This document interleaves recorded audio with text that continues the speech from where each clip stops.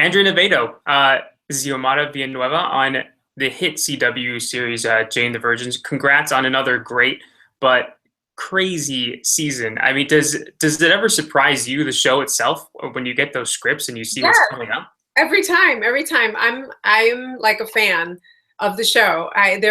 There's me whose job is to portray Xiomara and be the mother of Jane, and then there's a whole other side of me that is just a fan of the show, and I really admire my fellow castmates, and I just go on a crazy fun ride with all of their storylines, including my own. So yes, I get surprised almost every episode. Now, take us back to, I guess, to last year, even before that, upfront, what was it, 2 years ago now, when Yeah. you had just learned the show was picked up. How did you actually, did you go through just a regular audition process for Zoe? I did go through a quote unquote regular audition process, but I had a little bit more writing on it than maybe your average actor, because about a month prior, my father-in-law, who was in his 80s, had passed away. And my mother-in-law, who was also in her 80s, was in the hospital at the same time. So it was a very stressful time. And I was based in New York, and I said to my agents and managers were like, "You've got to come out to LA for pilot season. It's going to make all the difference."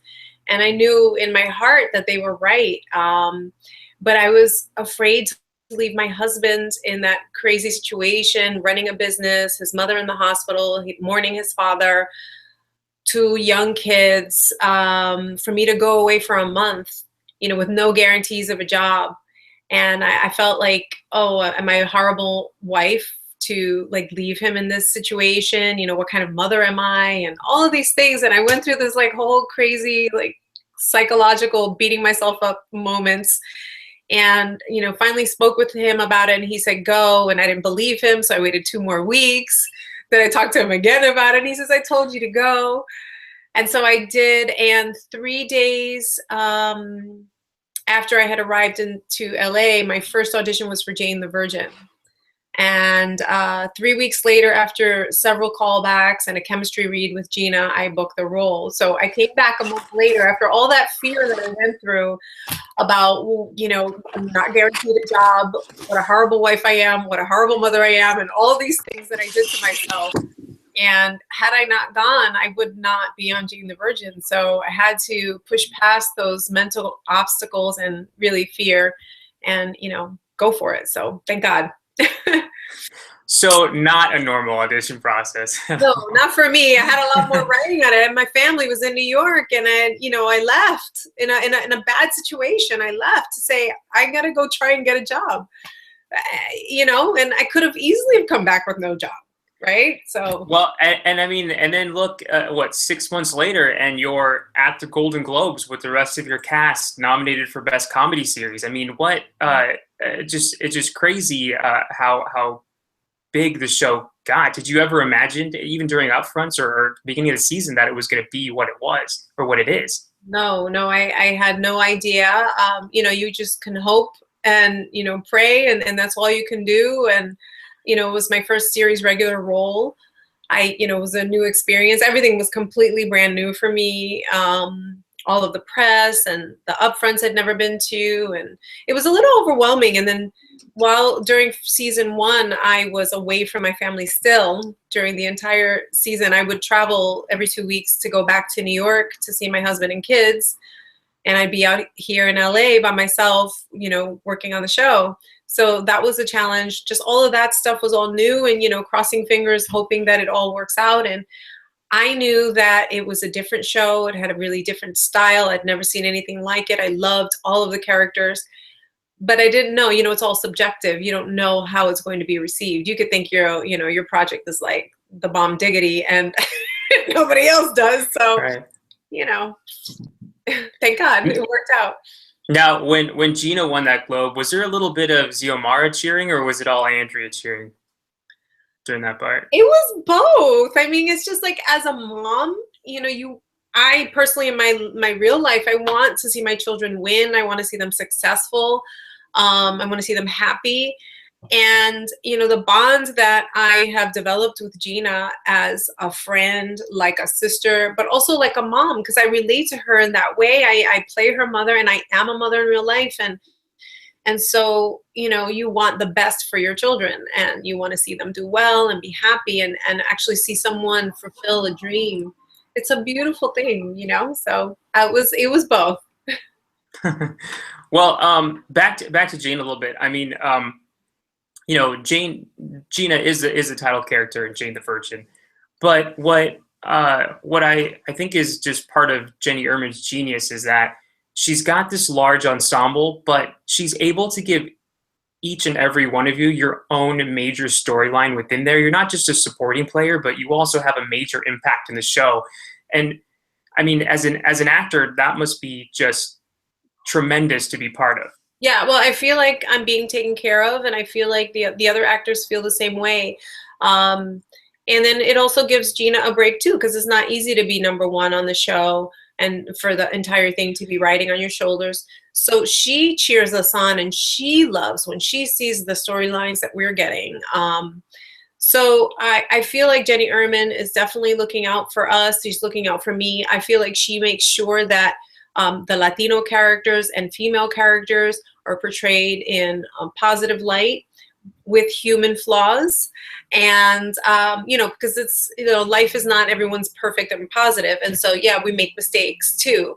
And some of them are less than becoming. So I love that she sprinkles in, and it has like a nice little balance of portraying a positive Latino character with flaws. And on top of that, I mean, you know, I remember during season 2, Jenny came up to me after one of the table reads, and she says, Andrea, I just want you to know the next few episodes we've got coming up is going to be really big for you. And, you know, I haven't forgotten about you. And I want you to know, you know, I know you've been playing a lot of supporting for the Jane character right now, but now it's going to be about you and all this other stuff. And it was during that whole 40s, you know, I mean, I turned 40 and, you know, pursuing my dreams type of thing during season 2. And, you know, she came through with that, and it was beautiful. So just to even know that she was thinking in that way, and I've heard her talk to other, you know, to either Justin Baldoni or to Yael, she said, oh, I got some good stuff coming up for you. So it's like, it's important to her that it's a balanced show, and that it's not just one character, and that us as actors are getting an opportunity to be creative and show our stuff. So she's completely got that on her radar, and I feel so taken care of. You know, at the you guys had a recent Emmy for your consideration event where you guys did a table read, and then you had a Q&A after. Then I was there, and I remember you talking a bit about the show, and then just about Xiomara in general, and how when you first received the script, you were kind of, I guess you could maybe say scared or a little nervous about the role. Can you explain a bit about that? Yeah, because you know, I only had Xiomara to base on the pilot, and you know, in the pilot, she is, you know, this sexy, vivacious single mom who is also a singer performer, and you know, the concept of her, you know, considering an abortion, you know, whether or not to have Jane and all that other stuff. And I liked all that, but I didn't know where the character was going to go after that. So when we got picked up and we went into the second episode and I started reading that script, there is you know, the scene during Jane's quinceañera when she turns 15, and we have this big party, and I start breaking out into song and dance, and, you know, singing My Milkshake Brings All the Boys to the Yard, boobs and sexy and all that. And when I first read that, it was towards the beginning of the episode, I go, oh my God, you know, is this how Xiomara is going to be portrayed? Is this going to be the stereotypical sexy Latina, you know, sex-starved Latina, you know, craving attention, one note? And I was actually a little disappointed, and because I didn't know Jenny, I didn't know the CW and all that, I didn't know whether we were going to be taken care of or not. And as I kept reading the script and I got to the end, Xiomara is redeemed, and there was a very good reason why she broke out into song and dance, and that was to protect Jane from getting hurt by witnessing her boyfriend kissing another girl. So trying to distract her. And it was that when I read that script, I knew that Jenny had our best interests in heart. that she was going to take care of me. She was going to take care of Xiomara, because to me, Xiomara needs to be taken care of, you know, because she can be perceived as a stereotype, but she isn't. And it's because of the writing and because of the consciousness of Jenny and her writing team. You know, you mentioned stereotypes, and I know that's one thing, because you know, we've spoken a few times, and I know it's one thing that you're really, obviously you're really against, especially portraying, and there's a lot of stuff that you're given on the show that you could definitely portray as a stereotype. I mean, you know, you've got, just as you mentioned right now, as a Latina on television, you know, as a single mother on television, and then you know, a broken relationship with Rogelio, trying to get back. I mean, there's so much there, but there's so much sensitivity that gets written into the scripts and portrayed on there. Is it, I mean, and a lot of it is a testament to you on how positive you portray it. Is it refreshing to know that you're on this show where you get to just break those stereotypes that are on television and portray, you know, Xiomara not as just a Latina, but as just a regular, real person? It is extremely refreshing. I've had my share of playing the Latina stereotype. I guess, you know, when I was coming up, you know, over the years, I felt almost like I had no choice, and maybe I did, and I could have said no and all that. But whatever, I made my choices and I played some of the stereotypes. But I also tried to play those stereotypes with a little bit of conscious and a little bit of heart, and not necessarily what was on the page. I brought more to it. But the best thing for me, that the best experience that I get playing Xiomara is when I meet other Latinas or even single moms. They don't necessarily have to be Latinas, but I mean, I've had people come up to me with tears in their eyes saying, thank you for portraying a single mom, for portraying a strong Latina who, flaws and all, like a real human being. Like, people are feeling they're being included. They're no longer invisible, that they're being noticed. And that's really what it comes down to, is we all want to feel like we are contributing and that we're not invisible, that we're being noticed. And I get that over and over and over again from so many people who are so grateful to see the Xiomara character and then all of the characters on the show. And I mean, just one in particular, the immigration storyline that you guys had with, you know, with Yvonne Cole, who plays your mother, Abuela, on there. Did you guys have a lot of input? Because I know, you know, in the Latin culture, that's a very sensitive subject, and to have that, you know, thrust on television, it seemed like all the reaction was really positive that was gotten. Did you guys have much, I guess, say in it? Not really. I mean, you know, Jenny is a very intelligent woman, and so are her writers. And they've really got their finger on the pulse of what's currently happening, you know, politically and, you know, in the news and socially. And so they're really hip and on top of stuff. And if anything, we had her back when we read that episode. We were like, you know, yes, Jenny, we cheered her on. We feel so grateful, you know, when she brings that consciousness, because it's conscious writing. It's not, you know, just entertainment to entertain. There is thought behind it, intelligence behind it, awareness and consciousness about what we are contributing to the world. And we don't need to be contributing negativity, for sure. We've got plenty of it. And so that's what's great about Jenny and her writing team. Let's bring it back a little bit, I guess, to season 2 with what Xiomara has been doing this season. I know a lot of the story is between you and Jaime Camil, Rogelio, and, you know, the getting back together, and then the heartbreak because he wants children, Xiomara doesn't want any more. But as a viewer, I would have to say, you know, as heartbreaking as all of that was, because everybody wants you two together, the episode the bachelorette party episode where you and Jane just, you know, Xiomara, I should say, and Jane just had that battle, or the kind of argument. Yes. When she caught you, you know, kissing somebody you shouldn't have been kissing. Yeah. That I feel was probably the most heartbreaking, because you guys are not only mother and daughter on the show, you guys are like best friends. Yeah. Was it a tough scene? Yes, it was horrible. I hated it. I'm gonna be honest. I really hated it, and I it's so funny. Gina and I don't like when our characters are on the outs, you know, and because like even in between scenes, if we have to have a fight scene or whatever, we'll do the fight scene, you know, and then as soon as they call cut, we're like, oh my God, give me a hug, I love you, I'm sorry, you know, like we feel so bad because we were so invested in these characters and in our love for each other, and so no, that was hard to do, I will admit. It's certainly not something that Andrea would do.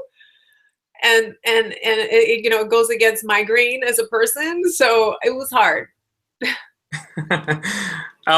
Well, you know, you're you alluded to it a little earlier. You're not. This isn't your first, maybe your first series regular, but you've been on daytime television before. You know, you were on Law and Order for a while. But then there's Jane the Virgin, and it's kind of thrust you into the limelight. And you know, it's a big show. I mean, Jane has been the most successful, especially awards wise, on the CW, and bringing it into the network into a light that it's never been before. What do you think it is about Jane that's different than all of these other shows that you may have auditioned for or not, that people are just so connected to? What do I think is different? Well, what right now, somebody just rang my doorbell, and I have a feeling it's Eric Rivera. Hold on a second. I'm so sorry. It's okay. Hello. Hi. Hey, sweetheart. How are you? You're on Gold Derby with me. Oh. Hey, sweetie. I'm good. I was in the middle of an interview. Oh, go ahead. I was like, maybe I scheduled it a little too tight. Oh, that's all right. You can set up, go finish what you got to do. Let's go upstairs. Okay. Thank you. Do you want me to take my shoes off? No, not at all. My house is a mess. It needs to be cleaned and all of that jazz. Oh, I'm so sorry. It's all right. This is great. Live stuff. So we're gonna. I guess I figured we would do it on the sofa. Sure. Cool. You do. I got set up. You have to set up. Yeah. Okay. Cool. Yeah. Alrighty. Thank you. Can I get you some water or anything? No. Okay. Thank you. Sorry. All right. What was the question you asked? What do you think it is about Jane that has resonated so big with so many people out there compared to all the other television that you've done before? Wow. Well, I mean, there's just so much going on with Jane. First of all, it's a Latino cast, but it's not billed as a Latino show. So there's that. I think also it just the style of the show is so different. There's no other show out there like it in terms of color, production value, even just the style with the telenovela elements. I mean, it's just very unique, very entertaining, but it has a lot of heart, and it speaks to a lot of people. I mean, I'm amazed at the different kinds of fans there are out there. I was in Arkansas recently.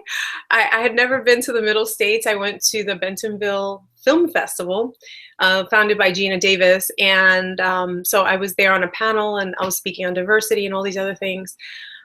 You know, and we all have our stereotypes, right? So me as a Latina, I worry about people stereotyping me, but you know, we have our own biases and our own stereotypes against other people too.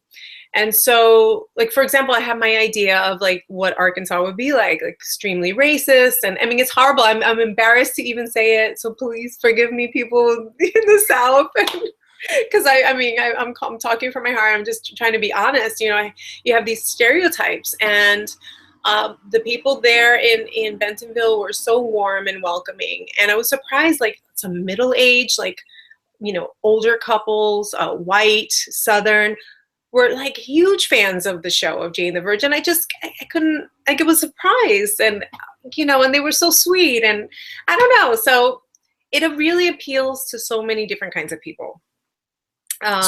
Certainly does. I mean, you guys, the show is a major success. There's been, you know, you guys have been nominated for an Emmy. The extremely amazing narrator Anthony Mendez was nominated last year. 3 Golden Globes, 1 for comedy series. Gina won for Best Actress, AFI Program of the Year, 6 Critics' Choice nominations, including 2 for Comedy Series, 3 Image Awards. You guys won 3 Imagen Awards, including you this year for Best Supporting Actress in a Comedy Series, which must have been just great. Yes. Were you surprised? Were you surprised? I was. I was surprised. Yes, I was surprised. I really wasn't expecting it. I was glad to be nominated because it was my first award. It was so funny. I said to my kids, you know, when I was getting the award, I said, "Oh, I'm so excited." Oh, my phone is ringing. Where is it? I hear it. Hold on a second. I don't know who it is, so I don't answer.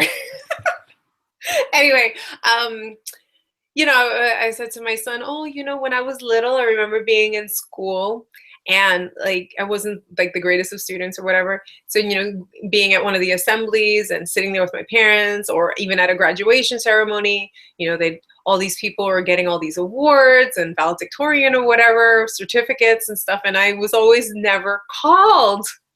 And you know, I always felt bad about it. So here I am, you know, an adult, and I'm like so excited to be getting called. My name was called.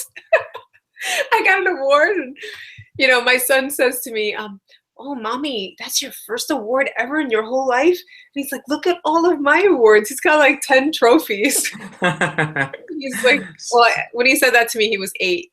He just turned 9 recently. So, yes, it meant a lot to me. Yeah, I mean, I imagine you guys won a People's Choice, 3 Television Critic Association nominations, including Outstanding Achievement in Comedy. And then, of course, the most important, you guys were nominated for 3 Gold Derby Awards, including Best Comedy.